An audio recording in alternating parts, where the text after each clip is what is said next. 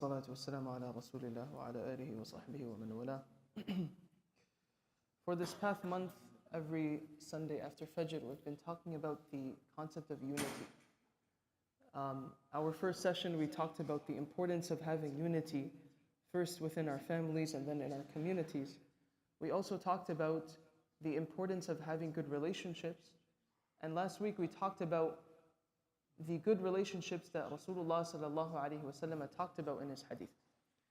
Today I want to focus a little bit out of the Muslim relationship into non-Muslims.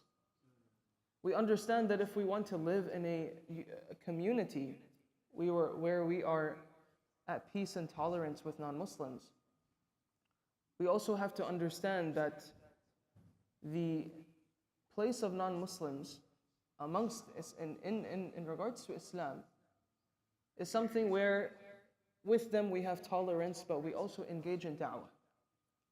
Because at the end of the day, Allah subhanahu wa ta'ala said, "Ud'u ila sabili rabbika bil hikmati wal maw'izati al hasana." Da'wah for Muslims to non-Muslims is something that's incumbent upon us.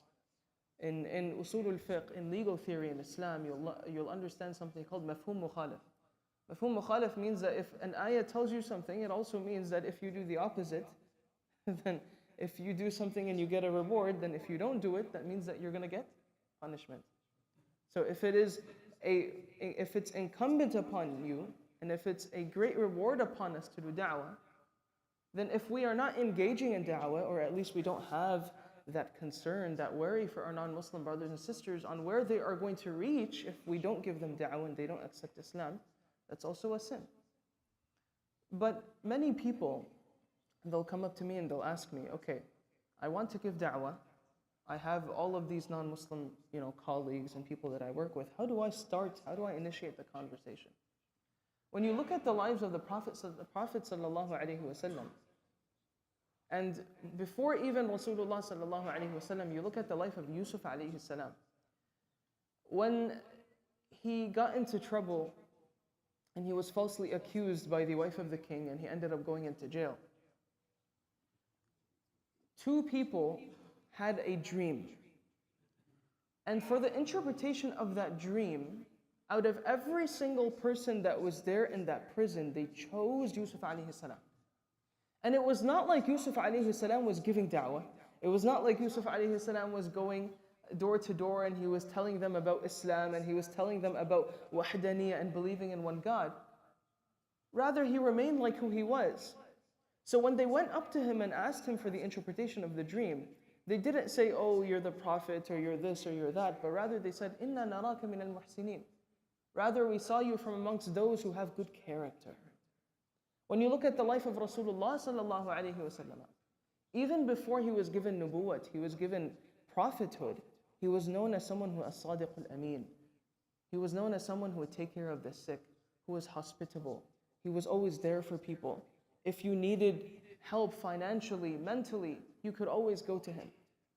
And so, brothers and sisters in Islam, sometimes we think about like the technical aspects. We want to make sure we know all the debates when atheists come up to us and ask us questions, and we want to know so much about Islam so we can go and we're so active and we want to start initiating the conversations. But when did we start looking to ourselves?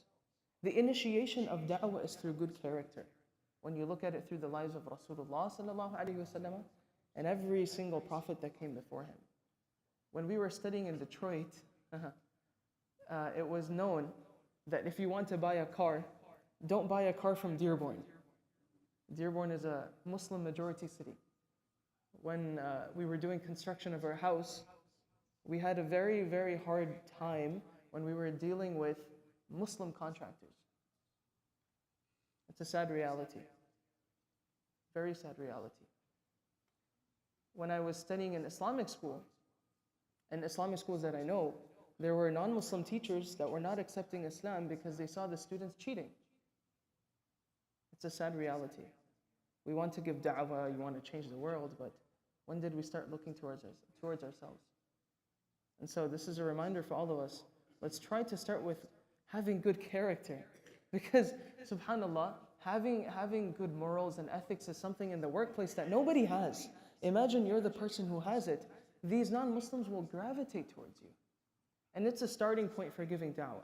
So I ask Allah subhanahu wa ta'ala to make us from amongst those who have good character. I ask Allah subhanahu wa ta'ala to make us from those who have such a demeanor that people are attracted to us. And ask Allah subhanahu wa ta'ala to make us a source of guidance for everyone around the globe. Jazakallah khair.